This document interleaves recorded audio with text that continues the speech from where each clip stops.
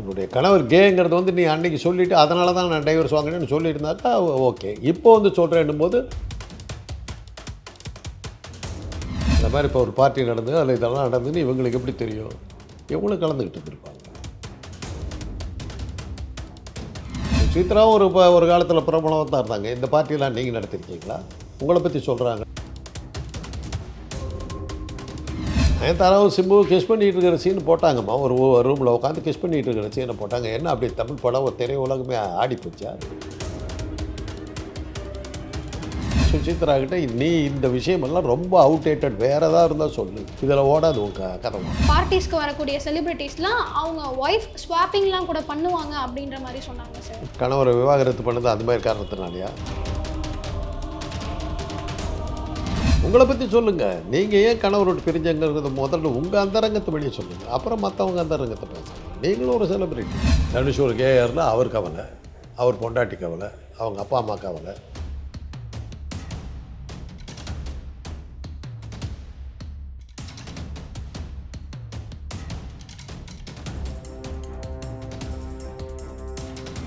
Yellow Benz நேயர்களுக்கு வணக்கம். இன்னைக்கு நம்ம கூட டாக்டர் காந்தராஜ் அவர்கள் தான் இருக்காங்க. அவங்க கூட தான் பேச போகிறோம். வணக்கம் சார். சார், இப்போது சமீபத்தில் ரொம்பவும் சர்ச்சையாக இருக்கக்கூடிய ஒரு விஷயம் சுசித்ரா அவர்கள் பேசிகிட்டு இருக்கிறது தான் சார். அவங்க சொல்லிட்டு இருக்க இன்டர்வியூஸில் என்ன சொல்கிறாங்கன்னா, பல ஹீரோஸை பற்றியும் பல முன்னணி நடிகர்களை பற்றியும் நடிகைகளை பற்றியுமே ரொம்ப பல விஷயங்கள் எடுத்து சொல்லிட்டு இருக்காங்க. அவங்க சொல்லக்கூடிய அந்த விஷயங்களில் உண்மை இருக்கா சார்? தெரியாது. நான் எனக்கு அனுமானிக்கிற அளவில் அவங்க ஏதோ ஒரு சேனல் ஆரம்பிக்க போகிறாங்கன்னு நினைக்கிறேன். ஒரு யூடியூபோ அல்லது ஒரு சேட்டலைட் சேனலோ ஏதோ ஆரம்பிக்க போகிறாங்கன்னு நினைக்கிறேன். அதுக்கு ஒரு ப்ரோமோவாக என்னுடைய சேனலில் பார்த்தீங்கன்னா இந்த மாதிரி செய்தியெல்லாம் நான் கொடுப்பேன் அப்படிங்கிற மாதிரி சொல்கிற மாதிரி தெரியுது எனக்கு. பார்க்கலாம், வெற்றி பெற வாழ்த்துக்கள், அவ்வளோதான் சொல்ல முடியும். சம்மந்தப்பட்டவர்கள்லாம் வந்து ஏதாவது வம்பு பண்ணாமல் பார்த்துக்கிறது அவங்களுடைய சாமர்த்தியம். அதில் உண்மை இருந்தால் மாத்திரம் இப்போ என்ன பெரிய செய்திகளை சொல்லிட்டாங்க. இன்றைக்கி வந்துமா எங்கள் காலம் வேறு. எங்கள் காலத்தில் வந்து ஒரு பெண்கள் வெளியே வர்றதே பெரிய விஷயம். அந்த மாதிரி காலத்தை சேர்ந்தவங்க. இன்றைக்கி வந்து ஆணுக்கு பெண்ணுக்கு ஈக்குவலாக இடம் கொடுன்னு நாங்கள் கேட்டு ஃபைட் பண்ணுறோம். அதாவது வீராதி வீரர்கள்னு சொல்லி பெண்களுக்காக பாடுபடுகிற ஆண்கள் அப்படின்னு ஒரு செட்டு நாங்கள்லாம் எங்கள் மாதிரி ஆளுங்கள்லாம் ஷோ பண்ணிக்கிட்டு இருந்தோம். இன்றைக்கி என்ன ஆகிட்டு இருக்குதுன்னா, ஆண்களுக்கும் பெண்களுக்கு சமமான இடம் வேண்டும் அப்படின்னு கேட்குற நிலைமைக்கு வந்தாச்சு. பொருளாதார சுதந்திரம்லாம் வந்துருச்சு. இன்றைக்கி வந்துட்ட பிறகு இந்த மாதிரியான செய்திகளுக்கெல்லாம் வேல்யூ கிடையாது. இந்த மாதிரி செய்திகளுக்கெல்லாம் வேல்யூ கிடையாது. அன்றைக்கி இருந்த சினிமா வேறு. அன்றைக்கி இருந்த கதாநாயகி வந்து கழுத்துலேருந்து கால் உள்ள ட்ரெஸ்ஸை போட்டுக்கிட்டு கணுக்கால் கூட தெரியாமல் வந்துட்டு போவாங்க. காதல் காட்சிகள்லாம் வந்து ஒரு மரத்தை சுற்றி ஓடுறதோடு நின்று போச்சு. இன்றைக்கி நீங்களே உங்களுக்கே தெரியும் என்ன எங்கே இருக்குதுன்னு. இன்றைக்கி இந்த செய்திகளுக்கெல்லாம் என்ன வேல்யூ இருக்க போகுது? அதை அவங்க புரிஞ்சுக்கணும். காலம் மாறி போனது அவங்க புரியாமல் இருக்காங்கன்னு நினைக்கிறேன். இது அவுடேட்டட். இந்த மாதிரி செய்தியெல்லாம் இன்றைக்கி அவுடேட்டட். அதுக்கெல்லாம் வேல்யூ கிடையாது. ஆனால் அவங்க எப்படி சார் எந்த ஆதாரமும் இல்லாமல் பல முன்னணி நடிகர்களை பற்றியும் நடிகைகளை பற்றியும் இப்படி ஒரு குற்றச்சாட்டு வைக்க முடியும்? அவங்களுமே வந்து இது தப்பு, அவங்க சொன்னதெல்லாம் கரெக்ட் இல்லை அப்படின்ற மாதிரி எந்த மறுப்புமே தெரிவிக்காமல் இருக்காங்க. ரெண்டு வகையில் இது பண்ணலாமா. ஒன்று வந்து ரொம்ப கோபம் அடைஞ்சு கோர்ட்டுக்கு இழுக்கலாம். கோர்ட்டுக்கு இழுத்திங்கன்னா இது இன்னும் அசிங்கமாக போகும். டெய்லி அது செய்தியாக வரும். என்னை பற்றி ஒரு அசிங்கமாக சொல்லிட்டாங்கன்னு வச்சுங்க, காந்தராஜ் ஒரு கே அப்படின்னு சொல்லிட்டாங்கன்னு வச்சுங்க, நான் அதை வந்து கோர்ட்டுக்கு போனேன்னா நீங்கள் கே இல்லைங்கிறதுக்கு என்ன ஆதாரம் அப்படின்னு சொல்லி அவங்க வக்கீல் கேட்பார். அந்த வக்கீலுக்கு நான் பதில் சொல்லும்போது காந்தராஜ் பரபரப்பு பேட்டி, நான் ஒன்றும் ஹோமோசெக்சுவலர் தன்னிலை சேர்க்கையாளன் அல்ல, தன்னிலை சேர்க்கையாளனா காந்தராஜ் விளக்கம் அப்படின்னு போட்டு டெய்லி போட்டாக்கா இல்லாமல் வருமாடா, நெருப்பு இல்லாமல் புகையுமாடான்னு அந்த பழமொழி நம்ம சொல்லி வச்சுருக்கோம். அது மாதிரிலாம் வரும். அப்படி அதுக்கெல்லாம் ஃபேஸ் பண்ணுறதுக்கு தைரியம் இருந்தால் கேஸ் போடலாம். இல்லாட்டியா சூரியனை பார்த்து நாய் குலைக்குதுங்கிற இன்னொரு பழமொழி, அதை ஃபேஸ் பண்ணிங்கன்னா நீ என்னமோ உளறிட்டு போ, உன்னை ஏன் சட்டம் போட்டுறான் போட்டு சொல்லிட்டு போ, அதை நம்புறவன் நம்பாதவன் போகிறான் அப்படின்ட்டு சட்டம் பண்ணால் மட்டும்னா அதை எடுத்துகிட்டு போகணும். அவ்வளோதான். பல எங்கள் மாதிரி பல யூடியூபர்களுக்கு பெரிய தலைவர்கள் பதில் சொல்கிறதில்ல. அதுக்கு என்ன காரணம்னா, இவனுக்கு பதில் சொல்லி நம்ம பேரை கெடுத்துக்க வேண்டாம், இவனை பெருசாக்க வேண்டாம், அவ்வளோதான். பதில் சொல்கிறதுக்கு மூலமாக நானும் பெருசாகிடுவேன். அந்த ஆளே பயந்து கேட்குறான் அப்படிங்கிற அளவுக்கு வந்துட்டான் அப்படிங்கும்போது நானும் பெருசாகிடுவேன். என்ன சட்டையே பண்ணாமல் விட்டாக்கா அவன் பாட்டுக்கு வாழ்வாழ்னு கத்திக்கிறான், தவளை மாதிரி கத்திக்கிட்டு இருக்கான். ஒரு நாய் கூட சட்டை பண்ணுறதில்ல, முடிஞ்சுப்போம். ரெண்டு வகையில். அதனால தான் இன்றைக்கி அந்த பெண் எதை சொன்னாலும் அந்த அம்மா சொல்கிறதுக்கெல்லாம் பதிலே சொல்லாமல் அவங்க தூக்கி எறிஞ்சிட்டு போகிறதில்ல. நாங்கள் அதை சட்டையே பண்ணது என்ன வேணால் உளறிட்டு போட்டோம் அப்படிங்கிற மாதிரி விட்டாங்க. ஆனா அவங்க சொல்றாங்க, நடிகர் தனுஷ் அவர்களும், அவங்களுடைய முன்னாள் கணவரும் வந்து ஒண்ணா இருந்தாங்க. அவங்க 2 பேரும் கே அப்படின்ற மாரியெல்லாம் கூட சொல்லியிருக்காங்கல்ல சார். அது அவங்க கணவர் தான் கேஸ் பண்ணணும். அதான் விட்டு முன்னாள் கணவர்னு ஆயிட்டார்ல, அதுக்கப்புறம் என்னத்துக்கு அந்த அவரை பற்றி பழி போடுது? அப்போ ஏதோ அவர் மேலே அவதூறு பரப்பணும்னு பிளான் பண்ணி பண்ண மாதிரி தானே இருக்குது. என்னுடைய கணவர் கேயாக இருக்கார், அதனால் நான் டைவர்ஸ் பண்ணுறேன்னு சொல்லியிருந்தாங்கன்னா அதில் ஒரு நியாயம் இருக்குது. டைவர்ஸ் பண்ணதுக்கு காரணம் அதை அவங்க டைவர்ஸ் பண்ண அன்றைக்கி அதை சொல்லியிருக்கணும். அப்போ சொல்லாமல் என் முன்னாள் கணவர் ஒரு கேயாக இருக்கிறாருனாக்கா என்ன அர்த்தம்? எதை எதிர்பார்க்குற? இப்படி பயமுறுத்தி பிளாக்மெயில் பண்ணுற மாதிரி தெரியுது. அப்படி தான் பண்ணுது. பிளாக்மெயில் பண்ணால் அது பயந்துக்கிட்டே ஏதாவது கொடுப்பாருன்னு எதிர்பார்த்து சொல்கிறாங்களோ என்னமோ. அப்படி தான் இந்த மாதிரி பொது ஜனங்கள் அப்படி தான் நடக்குது. இப்போ ஏன் சொல்கிறீங்க? முன்னாள் கணவர் ஆகிட்டார்ல, அவர் கேயாக இருந்ததுனால தான் விட்டு வந்துட்டேன். அதுக்கப்புறம் அவரை பற்றி என்னத்துக்கு சொல்லிக்கிட்டு இருக்கிறேன்? இல்லை கேன்னு சொல்லிவிட்டு அதை காரணம் அந்த மாதிரி ஒரு பொய் காரணத்தை சொல்லிட்டு வெளியே வந்தியா? எல்லாம் இருக்குதுல்ல. இப்போ உண்மையில ஆயிரக்கணக்கான கேள்வியாக இருக்குது. என்னுடைய கணவர் கேங்கிறது வந்து நீ அன்றைக்கி சொல்லிவிட்டு அதனால தான் நான் டைவர்ஸ் வாங்கினேன்னு சொல்லியிருந்தாக்கா ஓகே. இப்போ வந்து சொல்கிறேன்னும் போது அவரை பயமுறுத்தி ஏதோ லாபம் பெற பார்க்குறியோ அப்படிங்கிற ஒரு டவுட் வருது. உண்மையில தான் இப்போ சந்தேகம் வருது. உன் கணவர் ஒரு நேர்மையான மனிதராக இருந்திருக்கலாம், இப்படியெல்லாம் பழியை போட்டு நீ வெளியே வந்திருக்கேன்னு ஒரு சந்தேகம் வரும். பேக் ஃபேர் ஆகும். அதுவும் இல்லாம அவங்க தனுஷ் அவர்கள பத்தியுமா இருக்கட்டும், இல்ல ஐஸ்வர்யா ரஜினிகாந்த் அவர்கள பத்தியுமா இருக்கட்டும், இவங்க பல விஷயங்கள் சொல்றாங்க. ஐஸ்வர்யா தனுஷ்லாம் வந்து நல்ல அம்மாவே கிடையாது அவங்க. குழந்தைங்கள பார்த்துக்கவே மாட்டாங்க. செல்ஃப் ப்ரமோட் தான் பண்ணிக்கிறாங்க. அப்படின்ற மாரி அவங்க மேலயும் பல குற்றச்சாட்டுகள வச்சிருக்காங்களே சார். அதைத்தாம்மா சொல்கிறேன். பிரபலங்களை பற்றி பேசினா தான் எடுபடும். அது அவங்க சேனலுக்கு இதெல்லாம் வந்து இந்த சேனலை பார்த்தோம்னா ஐஸ்வர்யா பற்றி சொல்லுவாங்க, ரஜினிகாந்தை பற்றி சொல்லுவாங்க, எம்ஜிஆரை பற்றி சொல்லுவாங்க, இவரை பற்றி சொல்லுவாங்க, அவரை பற்றி சொல்லுவாங்கன்னு ஒரு ஆர்வத்தை உண்டாக்குனா தான் அந்த சேனல் ஓடும். எனக்கு என்னமோ அதுதான் படுது. ஒரு சேனல் ஆரம்பிக்கிறதுக்கு ஒரு ப்ரோமோ கொடுக்குறாங்க. என்னுடைய சேனலை பார்த்தீங்கன்னா சப்ஸ்கிரைப் பண்ணிங்கன்னா இதெல்லாம் இந்த மாதிரி செய்தியெல்லாம் வரும் அப்படிங்கிற மாதிரி ப்ரோமோ கொடுத்துட்ருக்காங்கன்னு தான் எனக்கு படுது. பார்க்கலாம் சார். அப்புறம் இன்னொரு விஷயம் சொல்லியிருந்தாங்க. பல நடிகர்கள் இப்போ எக்ஸாம்பிளுக்கு அவங்க சொல்லியிருந்தவங்களே நான் சொல்கிறேன். தனுஷா இருக்கட்டும், இவங்களோட முன்னாள் கணவர் இந்த கார்த்திகா இருக்கட்டும், த்ரிஷா, ஆண்ட்ரியா, அனிருத், இப்படி இன்னும் சிலரை சொல்லி இவங்கெல்லாம் ஒன்றா சேர்ந்து ஒரு பார்ட்டி மாதிரி பண்ணுவாங்க. அங்கே வந்து ட்ரக்ஸ் எல்லாம் எடுத்துப்பாங்க. ஸோ நிறைய டேரெல்லாம் கொடுத்துப்பாங்க. இந்த மாதிரிலாம் தான் அவங்க ரெகுலராக பார்ட்டிஸ்லாம் நடக்குன்றாங்களே. இந்த கல்ச்சர் இன்னும் நடந்துட்டு இருக்கா சார்? இது உண்மையா? முதல்ல எல்லா காலத்துலையுமே உண்டு. அதில் இந்த மாதிரி பங்கெடுத்துக்கிட்டு தான் அந்த காலத்தில் வந்து செய்திகள் வந்தது. இவங்களுக்கு எப்படி தெரியும் அதெல்லாம்? அந்த மாதிரி இப்போ ஒரு பார்ட்டி நடந்து அதில் இதெல்லாம் நடந்துன்னு இவங்களுக்கு எப்படி தெரியும்? இவங்களும் கலந்துக்கிட்டு இருந்திருப்பாங்க. அதனால் கலந்துக்கிட்டதுனால சொல்கிறாங்களோ என்னமோ, அது ஒரு காரணமாக இருக்கலாம். இல்லாட்டி மறுபடியும் அதே கதை தான், பப்ளிசிட்டிக்காக கதை விட்றாங்க. பார்ட்டி நடக்கிறது வழக்கம் எல்லா ஊர்லேயுமே. எல்லா சினிமானில் அரசியல்வாதிகள், அதிகாரிகள் எல்லாருமே, இப்போ டாக்டர்ஸு எல்லாருமே பார்ட்டிஸ் நடத்துவாங்க. பார்ட்டிஸில் ஃப்ரீ ஃபார் ஆல் அப்படிங்கிற மாதிரி ட்ரிங்க்ஸு எல்லாமே பரிமாறுறதெல்லாம் எல்லாமே உண்டு. இது எல்லா இடத்துலையும் எல்லா காலத்துலேயுமே உண்டு. இன்றைக்கி நேற்று இல்லை, ரொம்ப காலமாக உண்டு. அது சரி. நீங்கள் பார்த்தீங்கன்னா நார்த் இந்தியாவில் வந்து இந்தி படம் உலகில் அது ரொம்ப ஃபேமஸ். அந்த பத்திரிகைகளே அன்றைக்கி வந்து சினிமா பத்திரிகைகளே வந்து அந்த ஃபங்க்ஷனில் வந்து என்னென்ன பார்ட்டியில் வந்து எப்படி கலந்துக்கிட்டாங்க, எப்படி இருந்தாங்கன்னு போட்டு அதுவே ஒரு பெரிய இதாக வரும். அப்போ தான் என்ன சொன்னாங்கன்னா, அந்த மாதிரி தென்னாட்டு நடிகர்கள் அந்த மாதிரி இருக்கிறதில்ல அப்படிங்கிற மாதிரி இருந்தது. அப்புறம் பார்ட்டி கல்ச்சர் வந்துருச்சு. நானே நிறைய பார்ட்டிகளுக்கு போயிருக்கிறேன். இந்த மாதிரி பார்ட்டிகள் நான் நடிகர் இல்லை, எனக்கு தெரிஞ்சவங்க சில பேர் கூப்பிடுவாங்க, வாங்க அப்படின்னு கூப்பிடுவாங்க, போயிருக்கு பார்த்துருக்குறோம். அதில் என்ன நடக்கும்? யார் எதுவும் நீங்கள் சொல்கிற மாதிரிலாம் ஒன்றும் நடந்த மாதிரி தெரியல. அப்படியே நடந்தாலும் இன்றைக்கி அதெல்லாம் ஒரு விஷயமே கிடையாது. இன்றைக்கி சாதாரணமாக இன்றைக்கி கல்லூரியில் வேலை பார்த்துக்கிட்டு இருக்கேன். மாணவரும் மாணவியும் வந்து ஒருத்தர் அடிச்சுக்கிறது, கண்ணத்தை கட்டிக்கிட்டு போகிறது எல்லாம் பண்ணிக்கிட்டு இருக்கிறாங்க. எங்கள் காலத்தில் ஒரு பொண்ணுக்கிட்ட பேசுறது கூட கஷ்டம். இன்றைக்கி அதெல்லாம் ஒன்றுமே இல்லை. என்ன இந்நேரத்துக்கு எங்கே போகிறேன்னா, சார் என் பாய் ஃப்ரெண்ட் அங்கே வெளியில் நின்றுருக்கான் சார், நான் அவசரமாக போயிட்டுருக்கேன், நான் என்கிட்டயே சொல்லிட்டு போகுது. இப்போ நான் வாத்தியார் அவசரமாக கூப்பிட்றான் சார், நான் போயிட்டு வந்துடுறேன் சார்ட்டு போகிறாங்க. பாய் ஃப்ரெண்டு இருக்கிறத வந்து இப்போ இன்றைக்கி வந்து பெண்கள் சர்வசாதாரணமாக சொல்கிறாங்க. கல்லூரியில் வந்து பாருங்கள், ஏறத்தாழ மடியில் உட்காந்துட்டு பேசாத அளவில் பேசிக்கிட்டு இருப்பாங்க. அதெல்லாம் அந்த காலம். இன்றைக்கி இதெல்லாம் காலமெல்லாம் மாறி போச்சு. அந்த ஜெண்டர் பயாஸ் இல்லை. இன்னும் சொல்ல போனால் எங்கள் மாதிரி வயசானவங்களுக்கு தான் அது தப்பாக தெரியும். உங்கள் மாதிரி இந்த யூத்தாக யங்காக இருக்கிற இளமையில் இருக்கவங்களுக்கு அது வந்து சர்வசாதாரணமாக தெரியுது. அந்த ஒரு ஆண் ஒரு பெண்ணுங்கிற வித்தியாசமே அவங்களுக்கு இல்லை. 2 பேரும் மனிதர்களாக பார்க்குறாங்க.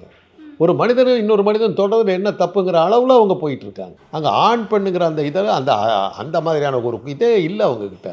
அதை பார்க்குற அந்த தவறான கண்ணோட்டம் எங்கள் மாதிரி கெல்ட்டு பசங்களுக்கு தான் இருக்குது. சுசித்ராவுக்கு வயசாகிடுச்சின்னு தெரியுது. அதனால் அந்த எங்கள் கெல்ட்டு வயசில் வர்ற அந்த வக்கர புத்தி அதை அப்படியே பேசிக்கிட்டு சொல்லிகிட்டு இருக்காங்க. பார்ட்டி நடக்கிறது உண்மை, அதில் பார்ட்டியில் இதெல்லாம் நடக்கிறது உண்மை. அது ஃபோட்டோஸே வெளியே வருது, எவ்வளோ ஃபோட்டோஸ் வருது. அப்புறம் இன்னொரு விஷயமும் சொல்லியிருந்தாங்க சார். விஜய் அவரோட வீட்டிலேயே கூட இந்த மாதிரி பிரைவேட் பார்ட்டிஸ்லாம் நடக்கும். ஏன்னா விஜய் வெளியில சமூகத்துல ஒரு மரியாதைக்குரிய ஆளா இருந்தாலும் அவங்க வீட்லயும் இந்த மாதிரி பார்ட்டிலாம் நடக்கும்.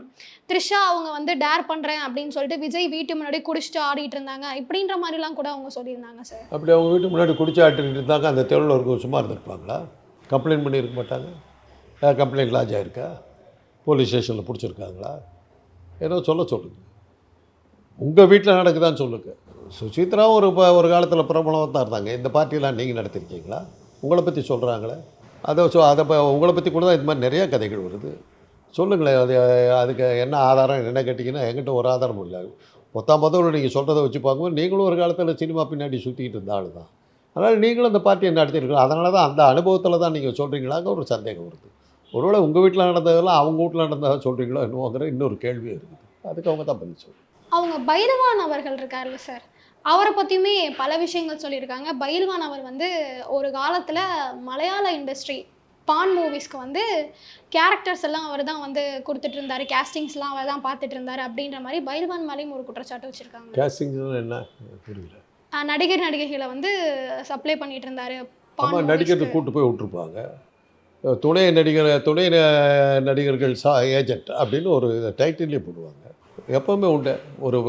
ஒரு கூட்டமான ஒரு சீனு, ஒரு ஒரு ஊர்வலம் போகிற மாதிரி அல்லது ஒரு திருவிழா நடக்கிற மாதிரி அந்த மாதிரி சீனு கூட்டத்தெல்லாம் இது பண்ணும்போது அதுக்கான ஏஜென்ட்ஸ் இருப்பாங்க. அவங்கக்கிட்ட சொல்லிட்டாங்க, அவங்க எந்த சைஸ் எந்த மாதிரி வயசில் வேணும் அப்படிங்கிறத கேட்டு அவங்க கூட்டு வந்துருப்பாங்க. துணை நடிகர்கள் அவர் வந்து பான் மூவிஸ்க்கு கூட்டு விட்டாரு அப்படின்ற மாதிரி சொல்லியிருக்காங்க. அது இருந்துரு. அதில் வர்றவங்க அதில் போயிருப்பாங்க. அந்த படங்கள் எத்தனை படங்கள் வந்துருக்குது, ஒரு லிஸ்ட்டு கொடுக்க சொல்லுங்களேன், பார்த்துக்கலாம், நம்மளும் பார்க்கலாம். சுசித்ரா கிட்ட அந்த லிஸ்ட்டு இருக்கும் போட்டிருக்கேன் சொன்னாங்களா, அதையும் நம்மளும் வந்து பார்க்கலாம்ல. இன்றைக்கி அது பார்க்கறது ஒன்றும் பெரிய விஷயம் இல்லை. தட்டினாக்கா பைல்வான் எடுத்த ப்ளூ ஃபில்ம் அப்படின்னு போட்டால் வந்துருக்குது. சுசித்ரா எடுத்த ப்ளூ ஃபில்ம் போட்டால் கூட வந்துடும். என்ன இருக்குது இன்றைக்கி? ஒன்றும் பெரிய விஷயம் இல்லை. இதெல்லாம் ஒரு சீப் பப்ளிசிட்டி. இது அவுடேட்டட். அந்த மாதிரி சொல்லுங்கள். இன்றைக்கி அந்த காலமெல்லாம் மாறிப்போச்சு. இதெல்லாம் வந்து 1970களில் தான் இதுக்கெல்லாம் முக்கியத்துவம் வருது. இன்றைக்கி 80களுக்கு பிறகே இல்லை, 90களுக்கு பிறகு இல்லை, 2000க்கு பிறகு சுத்தமாகவே இல்லை. இதெல்லாம் டே டு டே ஆக்டிவிட்டி. நயன்தாராவும் சிம்புவும் கிஸ் பண்ணிகிட்டு இருக்கிற சீன் போட்டாங்கம்மா. ஒரு ரூமில் உட்காந்து கிஸ் பண்ணிகிட்டு இருக்கிற சீனை போட்டாங்க. என்ன அப்படி தமிழ் படம் திரை உலகமே ஆடி போச்சா? அவங்க அப்பாட்ட கேட்டாங்க, அது சினிமாவில் நடிச்சிருக்காங்க, உட்காந்துருக்கும்போது கிஸ் பண்ணிட்டாங்க, என்ன இருக்குது அதில்? நாங்கள் முடிஞ்சு போச்சு, அவ்வளோதான். இன்றைக்கி அது வந்துருச்சுமா, அந்த கலாச்சாரம் இங்கே வந்துருச்சுமா. அதெல்லாம் அவன் மேற்கத்திய கலாச்சாரம் சொல்லிக்கிட்டு இன்றைக்கி நம்ம கலாச்சாரத்தில் அது வந்துருச்சு. இலைமறைவு காய்மறைவாகிறது இன்றைக்கி பகிரங்கமாக பண்ணிக்கிட்டு இருக்காங்க. என்னடா தப்புன்றாங்க, அவ்வளோதான். ஆணும் பெண்ணும் சேர்ந்து வேலை பார்க்க ஆரம்பித்ததுக்கு பிறகு இதெல்லாம் கேட்கறதுல அர்த்தம் இல்லை. பஸ்ஸுக்குள்ளார நீங்கள் போகும்போது எத்தனை பேர்த்துக்கிட்ட ஈடுபட்டுக்கிட்டு வர்றீங்க? அந்த காலத்தில் விரல் பட்டு சின்னவே கற்பு போயிடுச்சுன்னுட்டு இருந்தாங்க. உள்ளத்தால் உள்ளலும் தீது என்னார் வள்ளுவர். இந்த மனசால் நினைக்கிறதே தப்புடார். அப்படியெல்லாம் இந்த காலத்தில் முடியுமா? அதெல்லாம் ஒரு காலத்து அந்த காலத்துக்காக அதை நான் திருப்பி நான் என்ன சொல்ல வர்றேன்னா, சுசித்ரா கிட்ட நீ இந்த விஷயமெல்லாம் ரொம்ப அவுடேட்டட், வேறு ஏதாவது இருந்தால் சொல்லு, இதில் ஓடாது, உன் கதை ஓடாது. அப்புறம் அவங்க இன்னொரு விஷயம் சொல்லியிருந்தாங்க சார். என்னென்னா, தனுஷ் அவர்களும் ஐஸ்வர்யா ரஜினிகாந்த் அவர்களும் கல்யாணமாய் ஒரு குடும்ப வாழ்க்கையில் இருக்கும்போதே 2 பேரும் ஒருத்தரை ஏமாற்றிக்கிட்டாங்க. அங்கே வரக்கூடிய பார்ட்டிஸ்க்கு வரக்கூடிய செலிப்ரிட்டிஸ்லாம் அவங்க ஒய்ஃப் ஸ்வாப்பிங்லாம் கூட பண்ணுவாங்க அப்படின்ற மாதிரி சொன்னாங்க சார். இப்போ இவங்க இது பண்ணது, கணவரை விவாகரத்து பண்ணது அந்த மாதிரி காரணத்தினாலையா சுசித்ரா இது பண்ணது தெரியல சார். அதுக்கு சொல்லணும். முதல்ல நீங்கள் விவாகரத்து பண்ணதுக்கு என்ன காரணம்னு சொல்லுங்கள். அப்புறம் ஐஸ்வர்யா தனுஷ் பற்றி பேசலாம். நீங்கள் ஏன் இது பண்ணீங்க, கேன்னு சொல்கிறீங்க? அவர் கேயாக இருக்கும்போது அவர் பெண்கிட்ட வந்தே இருக்க மாட்டார். அப்போ நீங்கள் யார் கூட இருந்தீங்க? அப்படி ஏதாவது கதை இருக்கா? உங்களை பற்றி சொல்லுங்கள். நீங்கள் ஏன் கணவரோட பிரிஞ்சங்கிறது முதல்ல உங்கள் அந்தரங்கத்தை வெளியே சொல்லுங்கள். அப்புறம் மற்றவங்க அந்தரங்கத்தை பேசலாம். நீங்களும் ஒரு செலிப்ரிட்டி நினச்சிக்கிட்டு தான் அதை கொடுக்குறீங்க. அதனால தான் உங்கள் மாதிரி ஆட்களாக அவரை வந்து கேட்குறீங்க. முதல்ல உங்களை பற்றி சொல்லுங்கள். நீங்கள் எப்படிப்பட்ட ஆள்? உங்கள் குடும்பத்தில் நீங்கள் குடும்பத்தை விட்டு பிரிஞ்சதுக்கு இது தான் காரணமா அப்படிங்கிறத சொல்லுங்கள். அப்புறம் நம்ம ஐஸ்வர்யா தனுஷ் கண்டிப்பாக சார். எனக்கு ஒரு சந்தேகம், உண்மையாகவே இந்த செலிபிரிட்டிஸ்க்கு இடையில இந்த ஒய்ஃப் ஸ்வாப்பிங் அப்படின்ற ஒரு விஷயம் நடக்கும்? எல்லா காலத்துலையுமே உண்டுமா? அது எல்லா காலத்துலையுமே உண்டு. கணவன் ஊரில் இல்லாத போது மனைவி இன்னொருத்தர்கிட்ட போகிறதும், இன்னும் மனைவி ஊரில் இல்லாத போது ஆம்பளை. ஒரு படத்தில் காட்டுவாங்க தெரியுமா, எதுனாலும் அவர் திரும்பி பார்ப்பார். மன்மதில் இல்லைன்ற படம்னு நினைக்கிறேன், அதில் காட்டுவார். அந்த வேலைக்காரி ஒரு தட்டு எடுத்து 2 தட்டு தட்டினா ஓகே அந்த விஷயத்தை முடிச்சிருங்க அப்படின்னு அர்த்தம். கணவன் என்ன நினச்சிக்கிட்டு இருப்பாருன்னா, வேலைக்காரி சொன்னப்புறம் தான் அந்த விஷயத்துக்கு சம்மதம் தெரிவிக்கிறோம் அப்படிங்கிறது மனைவிக்கு தெரியாது நினச்சிக்கிட்டு இருப்பா. அப்படி மனைவி சொல்லுவா ஃப்ரெண்ட்ஸுக்கிட்ட, அவர் நினச்சிக்கிட்டு இருக்காரு. அவள் தட்டின பிறகு தான் அவர் ஓகே சொல்லுவார். ஒரு நகை வேணும்னு கேட்குறாங்கன்னு வச்சுக்கோங்க, அந்த படத்தில் சீன் வரும். இந்த இதுக்கு இது பண்ணுங்கன்னும் போது கொடுக்கலாமா வேணாமா அப்படின்னு சொல்லி மனைவி கேட்கும்போது அப்படி திரும்பி பார்ப்பாரு. உள்ளே இருந்து அவள் கேட்டுட்டு 2 தட்டு தட்டினா கொடுத்துடலாம், ஒரே தட்டு தட்டினா கொடுக்காதேன்னு அர்த்தம். எனக்கு தெரியாதுன்னு நினச்சிக்கிட்டு இருக்காரு. இவர் இப்படி தான் அவளோட சேர்ந்து தான் வாழ்ந்துக்கிட்டு இருக்காரு, நல்லா தெரியும் அப்படிமா. இது எல்லா காலத்துலேயுமே உண்டுமா? எல்லா காலத்துலேயுமே உண்டு. ஒரு ஆணுக்கு வந்து ஒரு இன்னொரு வைப்பாட்டி வைக்கிறதுங்கிறது ஆதி காலத்துலேருந்து இருக்கிற ஒரு விஷயம். இன்றைக்கி வந்து இது வந்து அஃபிஷியலாக போயிடுச்சு. எந்த அளவுக்கு போயிடுச்சுன்னாக்கா, ஒரு ஒரு திருமணத்தில் வந்து தன்னுடைய குழந்தையோடு வந்து 2ஆம் திருமணம் பண்ணிட்டு தான் நம்ம பார்த்துருக்கோம். என்ன கெட்டு போச்சு? எத்தனை பேர் இதுக்காக பொங்கி எழுது, ஐயோ இந்தியா கலாச்சாரம் எப்படிச்சு, ஏதாவது கற்றுனீங்களா? இதுக்காக தமிழ்நாடு அப்படி இழிஞ்சு போச்சா? கல்ச்சர் ஹஸ் சேஞ்ச் இருக்கா. இன்றைக்கி அந்த கலாச்சாரங்கிறது மேற்கத்திய கலாச்சாரம் சொல்லிட்டு இருக்கா, அதெல்லாம் இங்கே வந்துடுச்சு. சார் இப்போது ஒரு திருமணத்தில் முறிஞ்சிட்டு இன்னொரு 2வது திருமணம் பண்ணுறது வேற, திருமண உறவில் இருக்கும்போதே கணவன் மனைவியை மாற்றிக்கிறதுன்றது வேற இல்லை சார். அது 2 பேரும் மியூச்சுவலாக இது பண்ணிக்கிட்டாங்கன்னா முடிஞ்சு போகுது. அதில் என்ன இருக்குது? இன்டீசன்ட் ப்ரப்போசல்னு ஒரு படம் வந்ததுமா. ஆனால் அங்கே ஒரு வெள்ளைக்கார ஒரு ஹாலிவுட்டில் எடுத்த படத்தில் அப்படி ஒரு கண்ணியமான இதை நான் பார்க்க முடியாது. அதில் என்ன, அந்த கதையை வந்து அதை வந்து பாலச்சந்திர வந்து அதை சீரியலாக போட்டு எடுத்தார். அதில் என்ன வரும்னா, ஒரு பண கஷ்டத்தில் இருப்பாங்க புருஷனும் பொண்டாட்டி, யங் கப்புள். இந்த பணத்துக்கு என்ன பண்ணுறதுன்னு இவ்வளோ பணம் தேவைப்படுது, ஒரு பிஸ்னஸ் ஆரம்பிக்கிறது எதுவும் தேவைப்படுது. அந்த பணத்துக்கு இது பண்ணும்போது அவங்க இப்படி இப்படி கேட்டுக்கிட்டு போகும்போது ஒரு பார்ட்டியில் ஒரு பெரிய பணக்காரன் பார்க்குறான் இவங்க 2 பேர்த்தையும். இவங்களுக்கு பண கஷ்டம் இருக்கிறது அவனுக்கு தெரியுது. அவன் சொல்கிறான், உன் ஒய்ஃபை ஒரு நாள் வீட்டுக்கு அனுப்பு, நான் உனக்கு வேணுங்கிற பணத்தை கொடுக்குறாரு. ஒரு நாளே புருஷனும் பொண்டாட்டியும் உட்காந்து அப்படியே தடுமாறுறாங்க. தடுமாறிட்டு அவள் கடைசியில் ஹஸ்பண்ட் என்ன சொல்கிறான், இவன் முடியவே முடியாதுங்கிற, வெள்ளக்கா அமெரிக்க படம் முடியாதுங்கிற, இன்னொருத்தனோட போக முடியாதுங்கிற. நம்ம தான் சொல்கிறோம் நம்ம அமெரிக்க கலாச்சாரம் அப்படின்னு, அந்த கலாச்சாரத்தை சேர்ந்த பெண் சொல்கிறா அந்த படத்தில் முடியாதுங்கிற. ஒரு நாள் தான், என்ன பெருசாகிட போகுது, போ நமக்கு பணம் தேவை இருக்குது. ஒரு சொந்த கப்பல் வச்சுருக்கான், அந்த கப்பலில் கொண்டு போய் விட்றான். அவளை விட்டுட்டு வந்துடுறான். மறுநாள் வர்றா. அவள் வந்த உடனே ஆங்கில படமா நான் சொல்கிறது, தமிழ் படமோ ஹிந்தி படமோ தெலுங்கு படமோ இல்லை, ஆங்கில படம். அவள் வர்றா, அவளை அப்படியே பிடிக்கிறான், அவள் மூஞ்செல்லாம் துடைக்கிறான், அவள் உதட்டை தடவறான், அதை அப்படி அழுத்தி தேய்க்கிறான். ஏன்னா அங்கெல்லாம் கிஸ் பண்ணியிருப்பான், அங்கெல்லாம் தொட்டிருப்பான்னு. அவன் மெதுவாக கையை எடுத்துகிட்டு, அவன் என்னை தொடக்கூட இல்லைங்க. என்ன அது, நம்முடைய வறுமை எவ்வளோ தூரத்துக்கு என்னை பாதிச்சிருக்கிறது தெரிஞ்சுக்கிறதுக்கு தான் அவன் என்னை கூப்பிட்டான். விரல் கூட என் மேலே படலை. அதுதான் அந்த படம். அமெரிக்கா மாறி போச்சுமா, அந்த கல்ச்சரை நாம் இங்கே கொண்டுட்டோம். இங்கே கொண்டுட்டு இதுக்கு நியாயங்களும் கற்பிச்சுக்கிட்டு இருக்கோம். இன்றைக்கி இருக்கிற சூழ்நிலையில் அவன் என்ன சொல்கிறான்னா, நீ 10 பேர்த்துக்கிட்ட போகிற மாதிரி நான் ஏன் போகக்கூடாதுங்கிறது தான் கேள்வி. ஆணுக்கு ஒரு நீதி பெண்ணுக்கு ஒரு நீதியாங்கிறது தான் கேள்வி. பெண் சுதந்திரம் வந்து வேறு வகையில் போயிடுச்சு. அதை நம்ம வந்து கேட்க முடியாது. இந்த சூழ்நிலையில் போயிட்டுருக்கும்போது ஆண் வந்து இவ்வளோ நாள் தன்னுடைய ஆதிக்கத்தை காட்டி பெண்களை வந்து வீட்டுக்குள்ளாரே அடைச்சி வச்சுருந்தான். காரணம் என்னன்னா, கொஞ்சம் விட்டா கூட நம்ம தலையில் ஏறிடுவாங்கங்கிற பயம். ஒரு ஆணுங்கிற முறையில் நான் சொல்கிறேன், ஒரு செக்ஸாலஜிஸ்ட்டுங்கிற முறையில் நான் சொல்கிறேன் சார். ஆனால் எல்லா பெண்களும் அப்படி பண்ணுறது இல்லை. எல்லா பெண்களும் அதே மாதிரி எல்லா ஆண்களும் பண்ணுறதில்ல. ஜென்ரலைஸ் பண்ண முடியாது. அந்த டெண்டன்சி இருக்கவங்க தான் அதை பண்ண முடியும். அந்த டெண்டன்சி மேல்நாட்டில் நான் அமெரிக்காவில் ட்ரைனிங்கில் இருக்கும்போது அங்கே இது நிறைய பார்ட்டியெல்லாம் நடக்கும். இப்போ என்ன மாதிரி ஆளுங்கள்லாம் அங்கே நின்றுக்கிட்டு இருப்போம். அந்த பெண்களை வந்து எல்லாம் வந்து அனாவசியம் வந்து இழுத்து கிஸ் பண்ணிட்டு போயிடுவாங்க. அப்போ தான் யோசனை பண்ணேன். இப்போ ஃபஸ்ட்டு டே ஷாக் ஆகிட்டேன் நான். என்னடா இது டக்குன்னு வந்து இப்படி பண்ணிட்டு போயிடுச்சான்னு. அப்புறம் தான் என்னுடைய சீஃப் சொன்னார், இந்த பாரு அவன்லாம் இந்தியன், அவனுக்கு இதெல்லாம் பழக்கம் கிடையாது, கொஞ்சம் பார்த்துக்க அப்படின்னு. Will make him all right sir அப்படின்ட்டுச்சு. அதுக்கப்புறம் நான் வந்து ஒரு 2-3 நாள் தான் அந்த மாதிரி இருந்தேன். ஒரு வருஷத்துக்கு மேலே அங்கே ட்ரைனிங்கில் இருந்தேன். அதுக்கப்புறம் இதெல்லாம் கிஸ் பண்ண, சரி ஓகே லீவ் மீ அப்படின்ட்டு அந்த அளவுக்கு போயிடுச்சு.